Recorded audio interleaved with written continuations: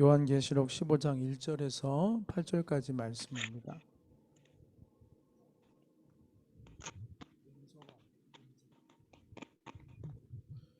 요한계시록 15장 1절에서 8절 말씀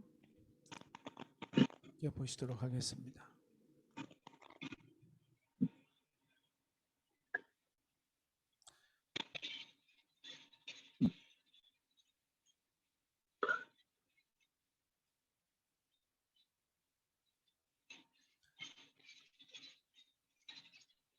박봉순 집사님 음소거.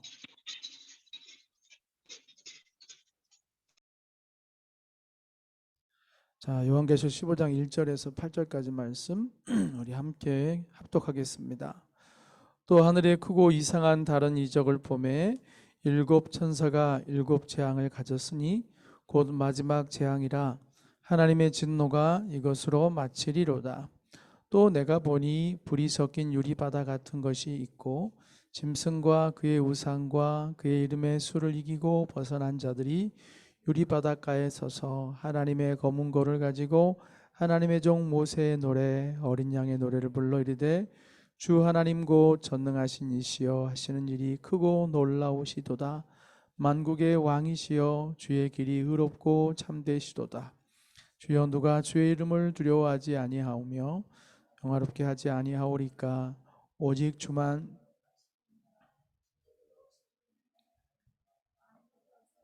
경발이다 하더라. 또 이 일 후에 내가 보니 하늘의 증거 장막의 성전이며 일곱 재앙을 가진 일곱 천사가 성전으로부터 나와 맑고 빛난 세마포 옷을 입고 가슴에 금띠를 띠고 내 생물 중에 하나가 영원토록 살아계신 하나님의 진노를 가득히 담은 금 대접 일곱을 그 일곱 천사들에게 주니 하나님의 영광과 능력으로 말미암아 성전의 연기가 가득 차매 일곱 천사의 일곱 재앙이 마치기까지는 성전에 능히 들어갈 자가 없더라. 아멘. 할렐루야. 네, 오늘도 주 안에서 평안하시기를 축복합니다. 오늘 함께 보신 요한계시록 15장 말씀에는 이제 마지막 재앙의 일련의 과정들에 대한 이제 오프닝이 담겨 있습니다. 전체적으로 볼 때는 이제 일곱째 나팔만이 남은 상태죠. 일곱 번째 나팔이 울리면 그 일곱 번째 나팔이 울림과 동시에 일곱 대접의 재앙이 시작이 돼요. 그러니까는 한마디로 보면은 일곱 인의 재앙으로 재앙이 다 대표되는 거예요. 그 속에 일곱 번째 인이 뗄 때 일곱 번째 나팔 재앙이 시작됐고 또 일곱 번째 나팔이 울리는 재앙이 시작될 때 일곱 대접의 재앙이 펼쳐지기 때문에 사실은 일곱 인 재앙의 모든 것이 다 포함되어 있는 셈이죠. 그래서 이 마지막 이제 일곱 대접의 재앙으로 이제 연결되기 직전의 상황인데 하늘에 크고 이상한 다른 이적을 보매 일곱 천사가 일곱 재앙을 가졌다고 했어요. 이 일곱 재앙을 가진 천사들은 일곱 대접의 재앙을 갖고 있는 천사들입니다. 곧 마지막 재앙이라고 그랬어요.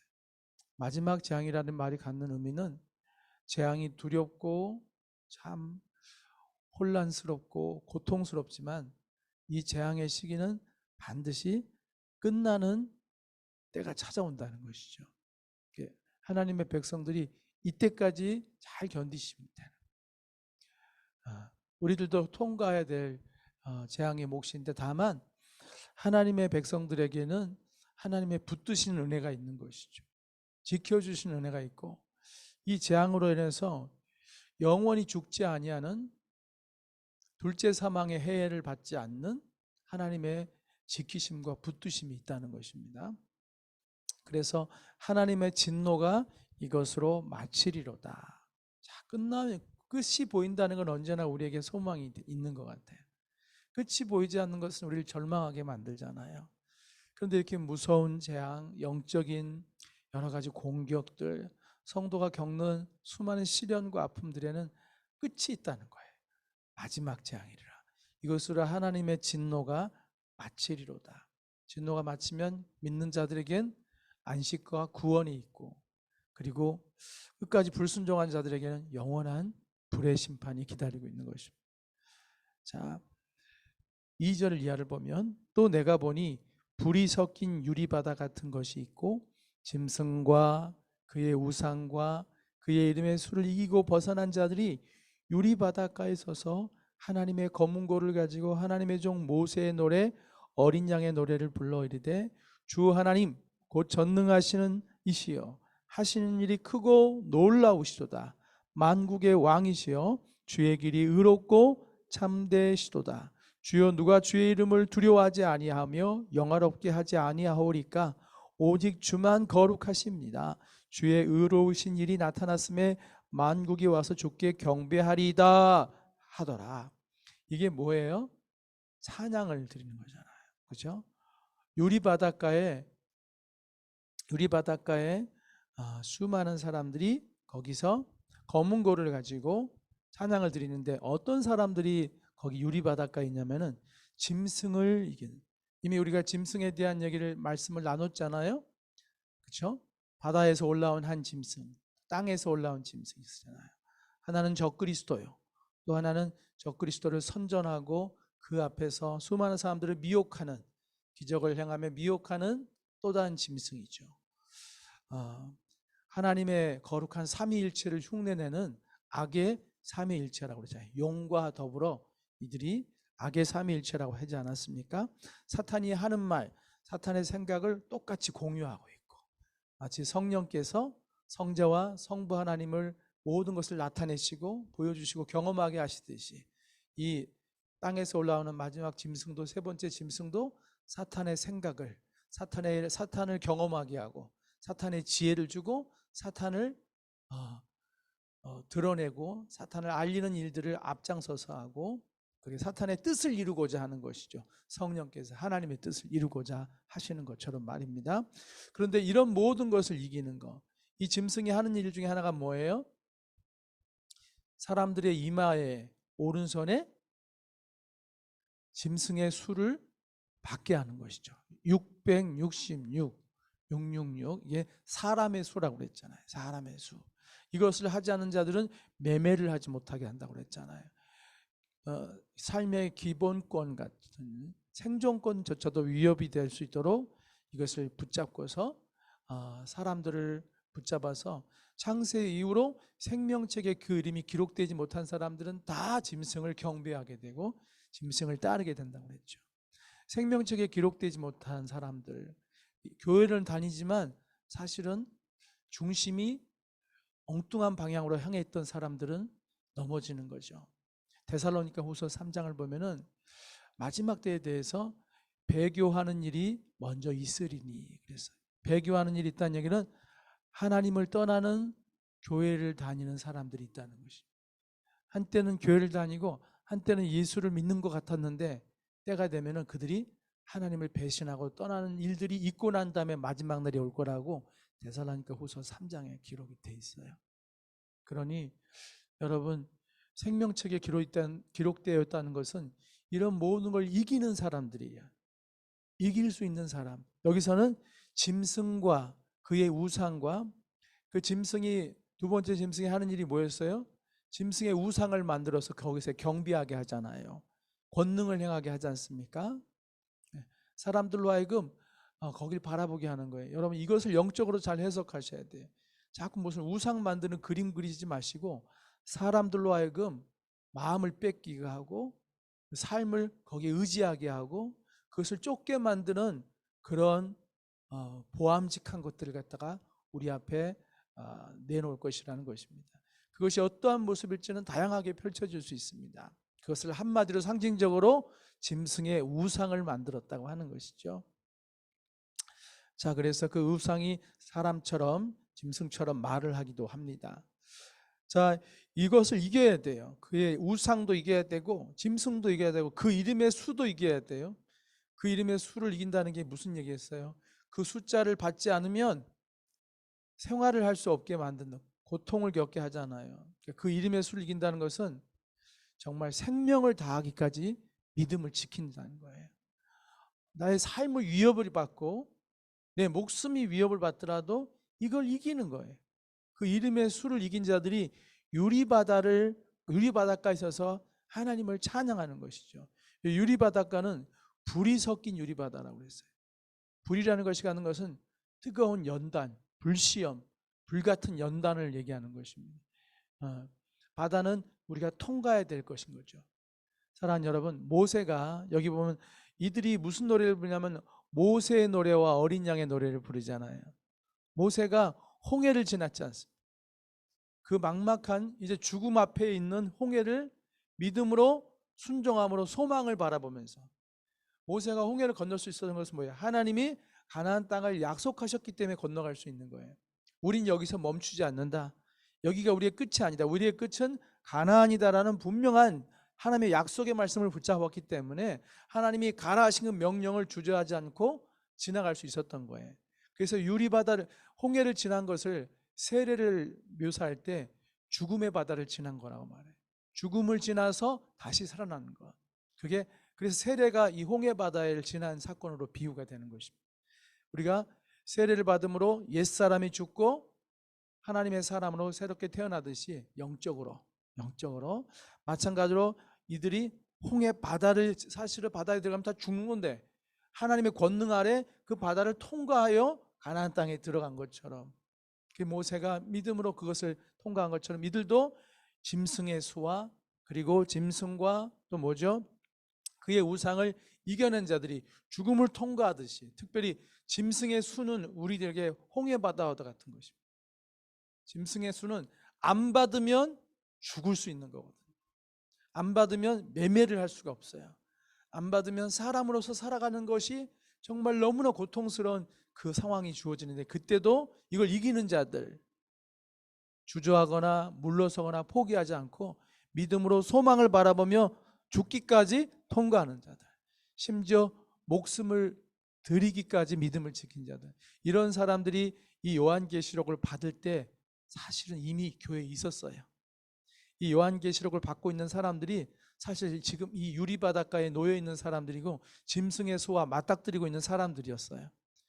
예수 믿는 것 때문에 동료가 죽고 가족이 죽고 붙잡혀가고 극심한 고통을 겪고 있는 사람들에게 이 요한계시록이 전달됐거든요.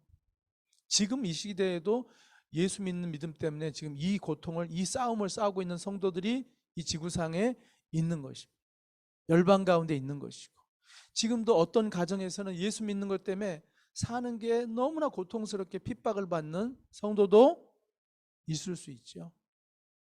진실한 믿음을 가지려면은 가족에게 핍박을 받고 배우자에게 고통을 받는 사람들이 있죠. 이 말씀은 뜬구름 잡기가 아니라 과거에도 있었고 과거에도 이미 이루어지고 있었고 지금도 이루어지고 있고 곳곳에서 처처마다 이런 말씀의 사건들이 유리바닷가에서, 불 섞인 유리바닷가를 통과하고 있는 성도들이 있다는 것이. 사랑하는 여러분, 우리들도 이 불이 섞인 유리바다를 통과해야만 합니다. 그래야만 모세의 노래를 통해 하나님을, 구원하신 하나님을 찬양할 수 있어요. 그게 마지막 재앙을 통과하는 사람들이 가지고 있어야 될 마음인 것입니다. 이 비전을 보여주면서 이제 마지막 재앙이 펼쳐지지 않아요? 이 마음을 갖고 있어야 되는 거예요. 성도가 마지막 재앙을 이길 수 있는 것은 이 믿음의 결단이 있어야 되는 것입니다.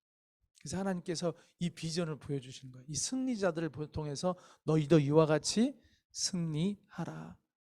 그리고 어린 양의 노래, 어린 양이신 예수님도 십자가에 달리시는 것이 참 겟세마네에서 땀방울이 핏방울이 되기까지 기도해야 할 만큼 힘겨운 일이었단 말이에요.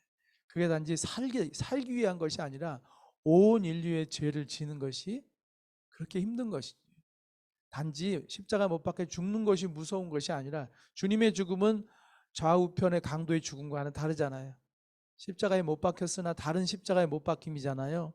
그들이 가지고 있는 무게와 예수님의 무게는 너무나 틀린 것이죠. 자기 죄만 지는 것과 온 인류의 죄를 지는 게 어떻게 같을 수가 있어요. 죄짐이 무거운 거잖아요. 죄져 보신 분들은 다 아시잖아요. 죄 하나가 우리의 마음을 얼마나 무겁게 하고 우리 인생을 힘들게 하는지. 평생에 따라다니는 죄도 있잖아요. 평생에 잠 못 자게 하고 악몽에 시달리게 하는 죄도 있지 않습니까? 개인의 죄도 이렇게 정말 힘겨운데 온 인류의 죄를 다 짊어지는 것은 얼마나 힘든 일이겠습니까? 그러나 주님은 겟세마네에서 이겨내시잖아요. 그렇죠? 이제 십자가에 달리시기로 결단하시고 붙잡혀 가시고 십자가의 고난을 다 받으시고 십자가에서 죽으시고 부활로 승리하셨잖아요. 할렐루야. 모세의 노래와 어린 양의 공통점 뭐냐면은 부활이에요. 모세도 죽음의 바다를 지나서 새 생명으로 약속의 땅으로 들어간 것처럼 그들도 예수님도 죽음의 무덤을 지나서 승리하신 줄 믿습니다. 이와 같이 우리들도 승리하기 원합니다.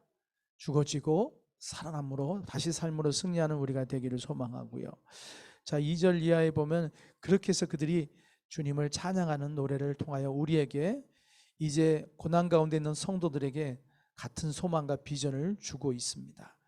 이제 5절 이하를 보면은 이 비전을 보여주고 난 다음에 이제 하나님의 심판에 대한 7 대접의 진노와 재앙에 대한 말씀이 펼쳐지기 시작하는데 또 이후에 내가 하늘의 증거 장막에 성전이 열렸다고 해요. 성전이 하늘의 성전이 열렸어요. 그리고 7 재앙을 가진 7 천사가 성전으로부터 나와요. 성전으로부터 나와 맑고 빛난 세마포 옷을 입고 가슴에 금띠를 띠고 네 생물 중에 하나가 영원토록 살아계신 하나님의 진노를 가득히 담은 금대접 7개를 가지고 그 7 천사들에게 주었습니다. 왜냐하면 이제 이 천사들이 그 대접을 하나씩 쏟아낼 거예요. 그러면 이 땅 가운데 엄청난 재앙과 고통의 마지막 재앙들이 이제 물밀듯이 쏟아져 올 것입니다. 그때 하나님의 영광과 능력으로 말미암아 성전의 연기가 7 천사가 7개 대접을 받는 순간 하늘에는 성전에는 하나님의 영광으로 인하여 가득하여 사람이 들어갈 수 없을 만큼 하나님 임재로 가득하죠. 이거 출애굽기에도 많이 나오는 표현이죠. 성막에 하나님의 임재가 가득하여 들어갈 수 없을 만큼 이렇게 하나님의 영광과 임재로 가득한 그런 말씀들이 나오는데 여기서도 마찬가지. 그런데 우리가 주목해야 될 것은 이 마지막 재앙이 어디서부터 시작되냐면 성전에서 시작이 돼요. 성전에서 시작이 되고 그 성전의 그 성전을 안에는 재앙만 있는 것이 아니라 하나님의 임재와 영광도 가득해요. 이 부분을 잘 봐야 될 것 같아요. 지금 분명히 마지막 두려운 재앙이 성전에서 나오고 거기서 천사들이 이 네 생물 중에 하나로부터 하나님의 진노가 가득 담긴 대접을 받을 때 하나님의 영광이 거기 나타났던 것처럼 분명히 심판이 선포되고 재앙이 선포되는 곳에 하나님의 영광이 나타나고 있습니다. 사랑하는 여러분, 그렇습니다. 우리가 성전은 곧 예배를 상징하잖아요. 지금도 여러분이 예배를 드리고 있기 때문에 이 하나님의 재앙을 선포하는 말씀을 들을 수가 있죠. 그렇죠? 지금 이 새벽에 예배를 드리고 있기에 이 말씀을 지금 만난 거 아니에요? 오늘 이 새벽에 예배를 드리지 못했다면 따로 방송을 보지 않는 이상 여러분은 특별히 또 이렇게 큐티를 하지 않는 이상 이 말씀을 볼 수도 없고 들을 수도 없을 거예요. 이렇게 예배할 때 하나님은 하나님의 심판과 죄를 보여주시는 거예요. 왜 이렇게 사람들이 하나님 앞에 재앙을 받을 수밖에 없어요? 인간의 죄 때문이죠. 그 예배의 성전을 통하여서 우리가 죄를 보고 거기 임하는 하나님의 진노와 심판을 볼 수 있어요. 성도들도 마찬가지. 진정한 예배를 통하여서 이게 꼭 성전 예배뿐만 아니라 하나님을 예배하는 그 마음, 그 심령 가운데 하나님 우리의 죄를 보게 하세요. 우리가 겸비하여 홀로 있든지 함께 있든지 이 교회 건물에 와 있든지 어떤 장소에 있든지 겸비하여 하나님을 바라보는 그 예배의 순간에 우리는 우리의 삶이 보이고 내 악이 보이고 내 현재의 모습이 보이고 그리고 이것이 하나님 앞에 합당치 못한 진노의 모습이라는 것을 깨닫게 될 때 우리는 회개를 하게 되는 것입니다. 사랑하는 여러분, 그럴 때 그 심판의 자리가 하나님의 임재와 영광으로 가득하게 되는 사랑하는 여러분, 참 묘하죠? 우리가 하나님을 두려워하고 하나님 앞에 내 죄를 보고 심판을 두려워할 때 그때 놀랍게 하나님의 임재가 내 안에 가득할 수 있어요. 돌아가야겠다. 이래서는 안 되겠다. 돌이켜야겠다. 그리고 그때부터 하나님이 나를 주장하시는 게 느껴지기 시작하는 거예요. 그렇게 게으름을 피던 내가 그때부터 하나님의 영이 나를 움직여가는 걸 느끼는 거예요. 내가 두려워서 내 모습에 대해서 참담함을 느끼고 내 신앙생활에 대해서 참담함을 느끼고 내가 하나님 앞에 맡은 사명에 대한 내 모습이 정말 주님 앞에 부끄럽고 그것이 여실히 드러나는 것이 하나님의 앞에 내가 섰을 때 예배 가운데 그것이 드러나게 되고 수치스럽고 얼굴이 벌개지고 마음에 두려움이 생길 때 그때 하나님의 임재가 우리 가운데 임하는 거예요. 그리고 회복의 역사가 일어나는 것입니다. 재앙의 선포는 겁주기 위한 것만이 아니라 사실은 이 마지막 재앙까지도 주님은 돌아오기를 원하시는 거예요.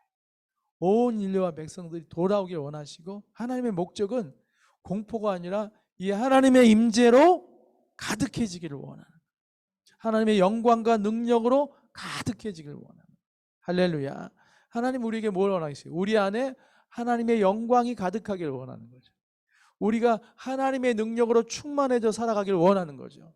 비실비실거리고 세상 가운데 허우적거리는 것이 아니라 하나님의 능력으로 충만한, 거룩의 능력으로 충만한 성도로 살기 원하고 그 가운데 하나님을 향한 감격과 기쁨과 사랑으로 충만한 그의 영광이 내 안에 가득한 삶을 살기를 원하시지 벌벌벌벌 떠 무서워 떨게 하는 것이 목적이 아니에요. 그것은 돌아오게 하시는 하나님의 과정일 뿐인 것입니다. 성전에서 그래서 죄를 보여주시고 마지막 재앙을 보여주심은 예배 가운데 하나님을 바라보는 가운데 이제는 두렵고 떨림으로 돌아오라는 것입니다. 그래서 우리 안에 하나님의 임재와 영광과 능력이 충만한 삶을 살기를 그렇게 원하는 것이 인생들을 향한 하나님의 이 부르심이라는 것을 우리가 깨닫기 원합니다. 사랑하는 여러분, 저와 여러분도 마찬가지예요. 우리의 죄가 보여야 돼요. 그것이 부끄럽고 가슴이 참 아플 정도로 그게 보일 때 그때 임재가 하나님의 임재가 회복이 되기 시작합니다. 이게 안 되면 죄를 짓고 있으면서도 너무 무감각해져 있을 때 우리는 결국엔 재앙으로 가는 순서를 만나게 되는 거예요. 성도들에게는 그렇게까지는 아니지만 성도들도 결국에는 겪지 말아야 될 재앙스러운 사건들을 겪게 되는 거예요. 그것조차도 돌아오게 하시는 것이죠. 기도하겠습니다. 사랑의 주님, 감사합니다. 오늘도 주님의 은혜 가운데서 저희들 유리바다와 같은 불 섞인 유리바다 같은 삶의 자리들을 정말 예배자의 모습으로 믿음의 모습으로 통과하여 모세의 노래, 어린 양의 노래로 하나님의 영광과 능력을 찬양하는 자들이 되게 하여 주시옵소서. 사단을 이기게 하여 주시고 또한 짐승의 수를 이기게 하여 주시고 하나님 모든 악의 세력들을 이기는 말씀 위에 굳건선 하나님의 군사들이 다 될 수 있도록 오늘도 우리의 믿음을 붙들어 주시옵소서. 깨어있게 하여 주시옵소서. 끝까지 승리하게 하여 주시옵소서. 죽기까지 따르오리다 우리가 달려갈 수 있는 그 담대한 믿음을 우리들에게 허락하여 주시옵소서. 오늘도 거룩함을 이뤄가는 하루가 되게 하시고 예배자로 처처에서 서 있게 하여 주시고 하나님을 경외하고 두려워함으로 주님을 예배하며 내 안에 끊임없이 드러난 죄를 고백하며 회개하며 돌이키는 역사들이 오늘도 우리 가운데 일어나게 하여 주시옵소서. 주의 임재로 충만하게 하여 주시옵소서. 주의 영광